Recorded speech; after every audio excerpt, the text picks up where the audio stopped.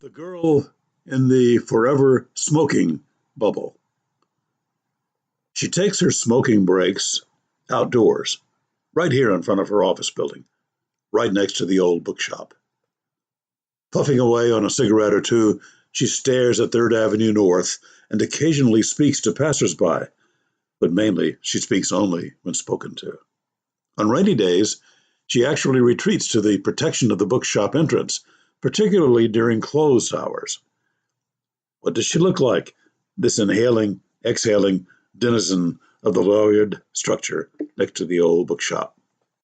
I catch glimpses of her since I don't wish to impose on her hazy bubble, her safe space, but I do know what she looks like because we often exchange pleasantries. Here's what I know, and it is more than I need to know. She is young, attractive, well dressed, neatly dressed, and apologetically smiling. What makes her imprint upon my own private bubble is the fact that she is pregnant with twins. This healthy appearing, pleasant smoker carries her twins within her protective cone of loneness, and all the things I wish to say to her are things I will never say to her because I have some understanding of the preciousness of privacy and loneness. What do I want to say if only I would make any difference at all? Well, I'd like to plead with her about the smoking. Please don't smoke. Your twins will be affected. How you spend your later years will be affected. How you wind up will be affected. Maybe something like that is what I would say to the smoking child bearer who speaks to me in the Third Avenue doorway. But what I say to her is something like, "How are you today?"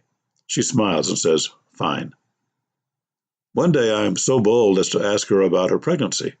Thankfully, she is not offended at all and shares her protected feelings. That's when I find out about the impending twins. That's when I become aware that the possible negative effects of smoking pregnant are in no way among her thoughts. She simply mentions how she feels today, good or uncomfortable, as the case may be. I leave her to her life, and she leaves me to my life. After all, there are things I'd rather she did not ask me to. If all goes well, someday she will be delivered of healthy twins and will reappear in the doorway, somewhat slimmer, with stories to tell about her babies and how they are faring and how she is managing. And she will light her second cigarette.